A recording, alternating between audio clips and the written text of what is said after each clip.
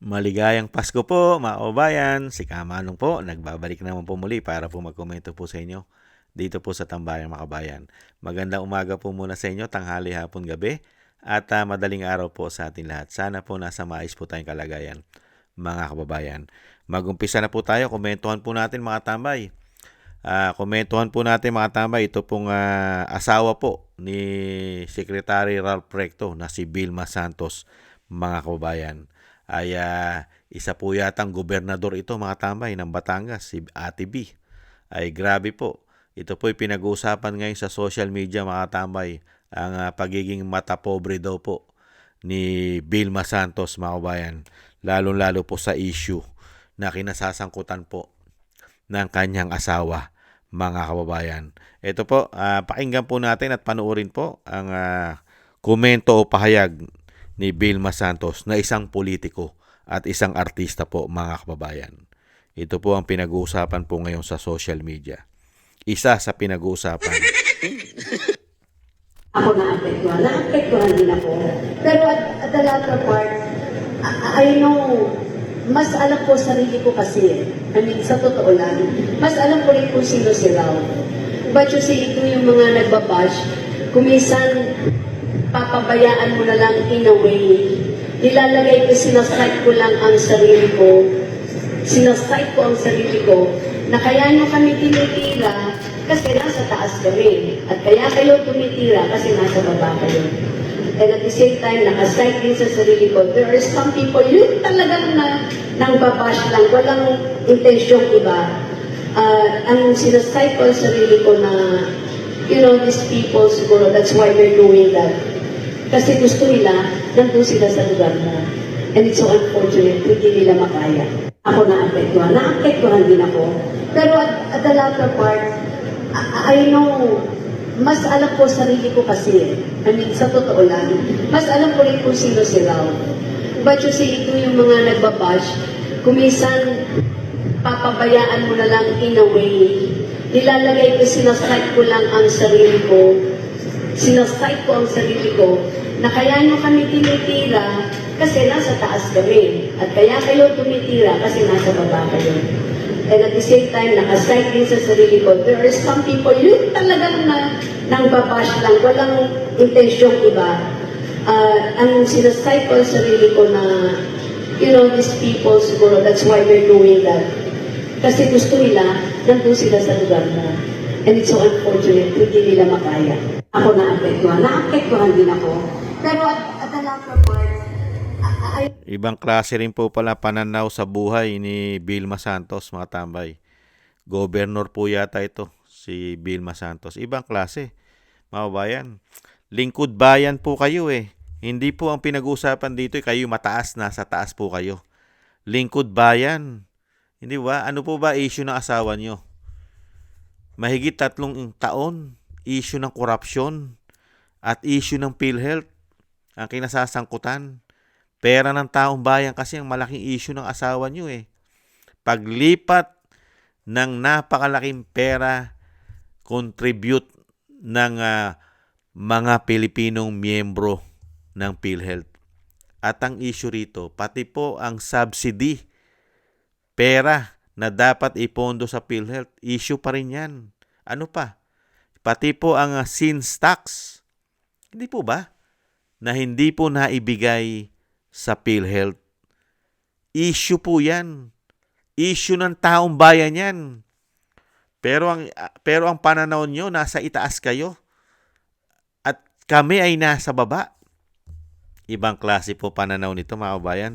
Dahil daw po ang paniniwala niya ay hindi natin kaya dahil sila'y nasa taas. Ano, tayo po ba'y naiinggit sa kanila dahil sila'y nasa itaas? Ibang klase pala. Ibang klaseng mga lingkod bayan itong mga tao na ito, mga kababayan. Ito po pala, pagka nabigyan mo ng kapangyarihan, ang tingin pa na nila sa sarili nila ay napakataas na nila. At hindi mo na sila pwedeng batikusin. Ganun po ba? Ang trabaho nyo po ay trabahante. Never po kayong tumaas. Trabahante kayo ng mga Pilipino eh. Pinasusweldo at pinalalamong kayo ng mga Pilipino ng aming buwis. Tapos ang mga tingin nyo sa sarili nyo, tataas. Ang tataas ng tingin nyo sa sarili nyo. Ibang klase kayo. Ibang klase po pala itong si Vilma Santos, mga kabayan. Ibang klase. Ito po, buti na lang, hindi po ito naging presidente. Mahirap ito. Mga kabayan, mataas ang tingin sa sarili nito at sila ay nasa pedestral, mga kabayan. At masyadong mababa ang tingin sa mga Pilipino. Dahil ang paniniwala pala nito, pagka binabatikos mo sila, mga kabayan, binabatikos mo sila, wala bang dahilan? Binabatikos mo lang ba sila? Binabatikos mo lang ba si Ralph? Binabatikos mo ba si Ralph Recto na walang dahilan? Vilma Santos. Di po ba? Itong si Governor Vilma Santos. Binabatikos ba ang asawa mo nang walang dahilan? Basta binabatikos lang? Hindi ba kaya nga binabatikos dahil may dahilan? Di po ba? Dismayado ang taong bayan. Dismayado sa ginagawa ng binagoong ang Pilipinas, lalong-lalo nung matuklasan ang mahigit 3 taong korupsyon na pinagagawa ng binagoong ang Pilipinas na nahandun mismo ang asawa mo. At ang asawa mo pa ang sekretary ng Finance. Hindi po ba? At isang damukal na buwis ang ipinapataw. Puro dagdag buwis. At nahandun pa rin ang asawa mo. Ibang klase ka, Ate B. Tapos ang tingin mo, pinababagsak lang kayo dahil kayo nasa itaas at kami nasa ibaba. Ibang klase ka. Ibang klase. Malayo mararating mo, Governor Vilma Santos. Napakalayo ng mararating mo dahil sobrang taas ka na. Sobrang taas na ng pamilya mo. Huwag sanang bumagsak kayo ng lumalagapak. Kasi kami pong nasa baba, hindi na po kami babagsak dahil nasa baba na po kami. Ang napakahirap po, Governor Vilma Santos, kayo pong nasa itaas. Baka po kayo'y bumagsak at yun po ang hindi nyo matanggap, ang pagbagsak dahil masakit po ang pagbagsak. Samantalang kaming mahihirap, hindi na kami babagsak. Nasa baba na po kami.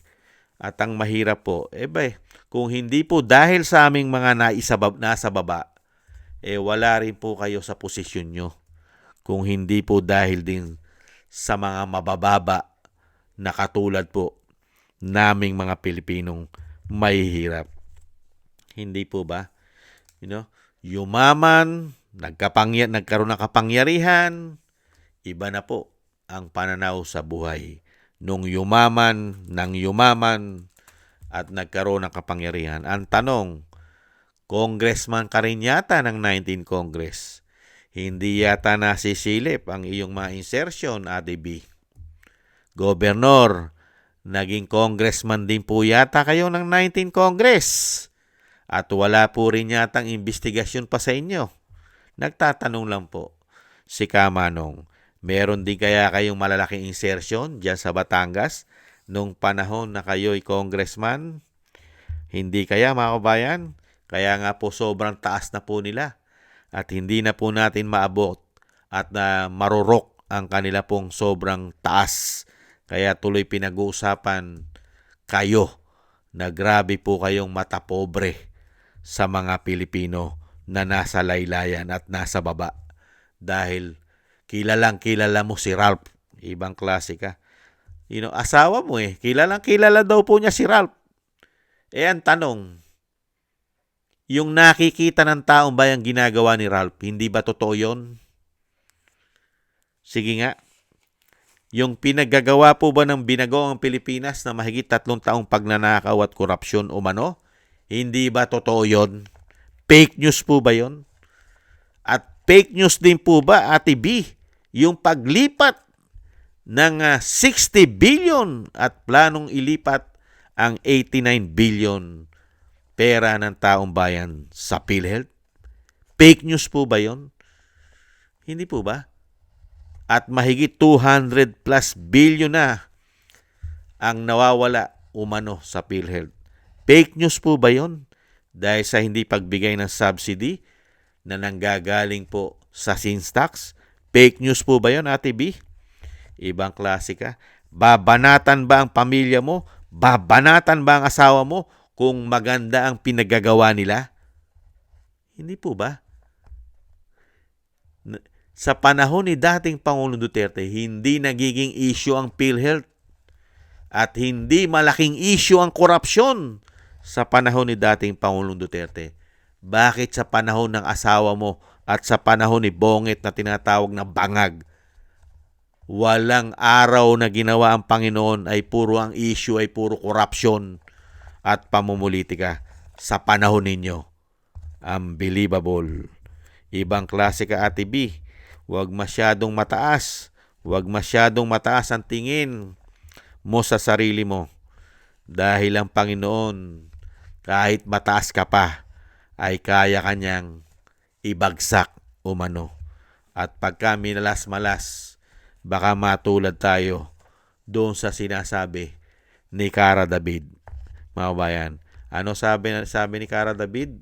Mga bayan, doon sa kanyang wish, mga bayan, na sana daw maubos na ang mga korap sa gobyerno. Huwag naman sana, mga kabayan. Hindi po ba? Huwag naman sana, mga bayan. Baka naman hindi korap si Ate B, saka si Ralph Recto. Hindi po ba? Pasensya na ba't natawalan si Kama, no? Doon po sa wishlist ni Cara David, mga bayan. Si Cara ba yun, mga tambay? Yung nag-wish na yun? Na yung mga korap ay ang wish niya ay maubos na. Si Cara David ba yun? Itama nyo nga si Kama, no? Yung nag-wish ng maubos na ang korap. Yan po mga kababayan. Tama. Tama nga si Miss wish ni Cara nga. Si Cara David nga pala nag-wish na maubos na mga magnanakaw, mga kabayan. Baka naman hindi magnanakaw si Ate B at si Ralph Recto. Hindi kaya? Maraming salamat po, mga tambay. Yan po ang pinag-uusapan po ngayon. Si Ate B, ang governor po ng Batangas, at pilit pong ipinagtatanggol at kilalang kilala daw po niya si Ralph Recto, mga kabayan.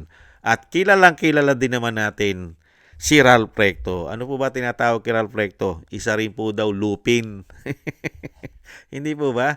At si Mr. Bat ang tawag po dyan. Hindi po ba? Kilalang kilala din po ng Pilipino ang inyong asawa. Maraming salamat po sa gusto po natin tambayang mga kabayan sa YouTube at TikTok. At ganun din po sa ating mga subscribers.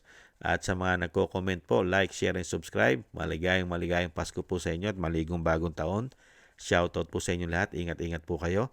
At shoutout din po at maligayang Pasko at maligong bagong taon sa mga nagbibigay po ng tulong at biyaya. Thank you po mga kababayan. Thank you po kay Gay at Shena, kay Balance Vision TV, Tatay Nick ng Canada, Nancy Lumampao, Norma Garcia, Michelle Yamaguchi, Rosalina, Wills Bubbles, si Arpel Villacorta, Teodorico Erguisa Jr., Ani Jo, ako si Pilam, Jovelyn Watanabe ng Japan, Jem Aris ng United Arab Emirates, Julieta Silona ng Sydney, Australia, Gina Ray Solidides ng Berlin, Germany, Jake Yahut ng Maisog, California, USA, Kingston ng Hong Kong, Beichi Chiyoko, at si Sir Eric Hershio ng Canada. Merry Christmas po at maligayang bagong taon po sa inyo lahat. Shoutout po, mga kabayan. Ingat po kayo sa mga paggawa. At syempre po ang panalangin at dalangin po natin sa ating pong buong sambayanan at sa pamilya Duterte na tayo pong lahat ay maingatan sa kapahamakan ng ating Vice President at ang dating Pangulo ay madugtungan pa rin po ang kanyang buhay at kalakasan. Thank you po sa mga dasal, mga kabayan. Maraming salamat po. God bless po sa ating lahat. At ingat po tayo, mga kabayan. Konting tiis lang po. Bye-bye.